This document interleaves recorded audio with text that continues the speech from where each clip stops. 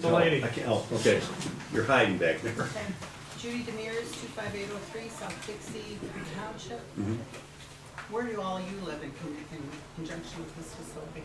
I live about 2 blocks off of Burville Road on the southeast corner. Yeah, southeast corner of town. So you don't mind it being in your backyard? No, I don't, because it's out really not in anybody's backyard, man. You're a little further away. Yes, in our backyard. You're right. And you live where? 25803 South Dixie. Okay, yeah. Directly. Right, I understand, yeah. The other gentlemen, do they live close to us? I live over on the northwest side of town. So you're safe. Well, I didn't tell you that was for or against it. Oh, well, are you for it or against it? I don't know. I need to see all the information. Anyone else? If not, then we're going to... Right here. Yes, ma'am. Yes. You are?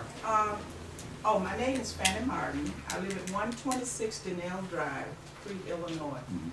Could you tell me approximately how long does it take for the paperwork to be done to send these people back? Because it looks like to me that's the rationale. Oh, okay, yeah. For building these centers. So why does the paperwork take so long? And we got to build a building, a prison, to put these people in. Well, that issue is something you'd have to probably take up with the ICE folks, because we don't have any knowledge of what the paperwork is. But I will tell you that what we have heard, and this is, you know, I'm not telling you this is the honest to God truth, because this is kind of one of those heard on the street things. Most people will not be there any longer than from 2 to 5 months. That's it. 2 to 5 months. So why can't these people remain in their residence? Time They've out. been here some of them for 20 years, taking care of their families, Time and out. all of a sudden, Time you out. can't ask that. That's not our deal. Remember, we're talking about ICE's operation, not our operation. Okay. What we are doing is it's. No, I'm asking you a question so I can understand. I don't know what the answer. I don't know what the answer to that is. Okay. And This is those not that good. could So really these are best questions answer I those- should address to ICE. Absolutely. Get in touch Right. with ICE. Absolutely. And Jesse Jackson Jr., that's more of a legislative law thing, senators and representatives. Yeah, the federally elected officials are really where those questions. Yeah, those are the people that set the policy. This gentleman right here. John Brown, 739 St. Andrews Drive. Okay. I don't know if you contacted the town in Texas, Littlefield, Texas, that wound up with $10 million in debt. Well, we didn't contact them, but that article was sent to us, and if you actually read the article, they did a very stupid thing, quite frankly, and no disrespect to the folks in Littlefield, but they actually went out and somehow managed to float a bond, bought a bunch of property, built a facility with no user. That's not the process here. I don't know why anybody would have been dumb enough to do something like that, to be quite frank. Totally different circumstance. Totally different circumstance. I don't see anything, any monetary liability to the village unless something unforeseen would happen, which we've already talked about, that we feel like we need to be covered by. In other words, let's say CCA goes out of business after 5 years and declares bankruptcy. We have to figure out what happens to that facility, and we want to make sure that we will not be harmed financially. We won't own it, but we will be responsible still, I'm assuming, to provide the service. Again, we don't even know if we would have anybody to even operate it. So those are questions that have to be woven into that overall agreement that we've never sat down and talked to anybody about it yet. So, and I would think that those, in my eyes, are the things that have the greatest potential for killing the project, is not being able to come to an agreement. I mean, besides public opinion, obviously. Those are the things that worry me the most about. I just have to be satisfied with that. This guy's got to be satisfied with it. And we have to be really thinking far ahead about any kind of potential problem that may come up that we need to be protected by. So The gentleman back there in the, with the beard. Ernie Copero from Marlin Park, and what I want to just talk about for a second is, you talked about number 4 and the paper that Mr. Durkin talked about, that a press release was developed in July of 2011 to notify the public of the project. Well, it seems to me that everybody I've talked to found out about this just within the last few days. A lot of them found out about it just before the town hall that the concerned citizens of Crete neighboring communities ran. So we need a better job of communication.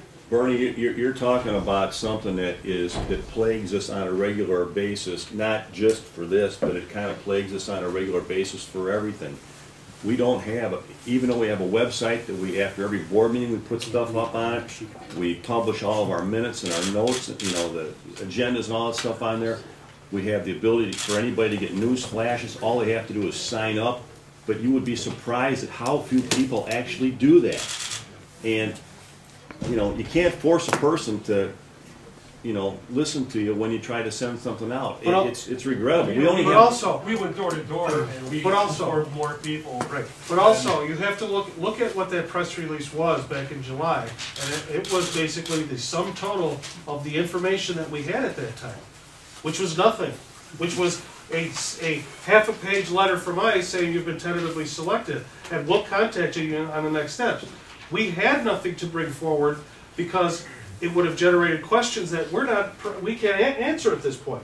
Just like we're doing now at this point, we cannot fully answer those questions that you have regarding the facility. Such an important decision. It's a multi-million-dollar, and CCA is a multi-billion-dollar company. It seems that this thing should be discussed right from the beginning. Well, you know, and I would argue again that it will be when the time is appropriate to do that. When there is something of substance. Well, right, and that's why you're getting the information that you're getting at this point, which again really doesn't amount to a whole heck of a lot, because there's not a lot of specifics yet on even if it's going to go forward. okay, people Tom, are let's. concerned that something might be signed No. before. And then we'll be notified that something is signed. No. That's not the way the No, and people came in here at the last meeting claiming that there was the documents ready to be signed. Well, that's total nonsense.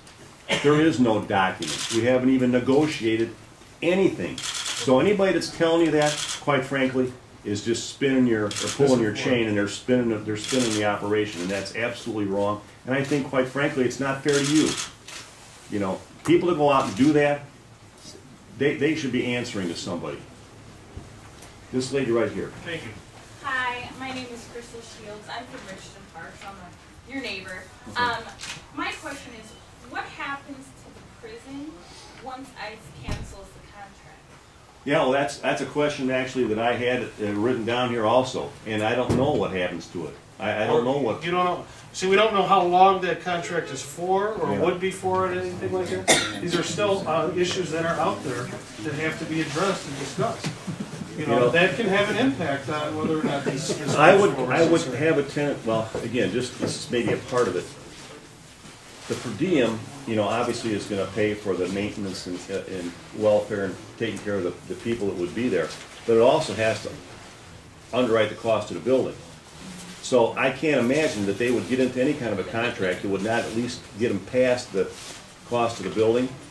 In other words, it's going to be long enough to make sure that the building is paid for. I don't know how long that is, because I don't know what the building costs, and I don't know what their arrangements are. So, you know, they're business people. They should be able to answer that internally. I mean, that's just a business decision that somebody has to make. So, yeah, those are questions that I worry about myself. So, Vicki, one more. Hold on one second. This young lady in front, and then you'll be the last one in the back. Okay, thank you. Well, you had Cheryl here in the red shirt that had a question too. In the second row. Oh, okay. Anyway, Vicki, what you have? There had to be a reason why you considered this. I mean, when you do due diligence, it's a bilateral thing. I mean, you're finding out, it's like a dating thing, right? I mean, Well, the term due diligence is probably not a good term here. It is, in order for them to even be aware that you would like to be looked at, you have to submit something. CCA submitted that on our behalf. is really what it boils down But what to. made You you gotta buy a ticket to the dance, and I think I already articulated that. You know, it's money and jobs, You and don't know if it's a 1 cent a day and nickel a day per diem. we don't know any of that, right? No clue. Right, and we would, and this board would find that out, we would go through, that would be part of the negotiations, the discussions. When it got to a point where something is brought forward for voting, then it would be voted upon with something like that. Yeah, and again, remember I said that number like $500,000 before? I did that based upon 750 people at $1 a day.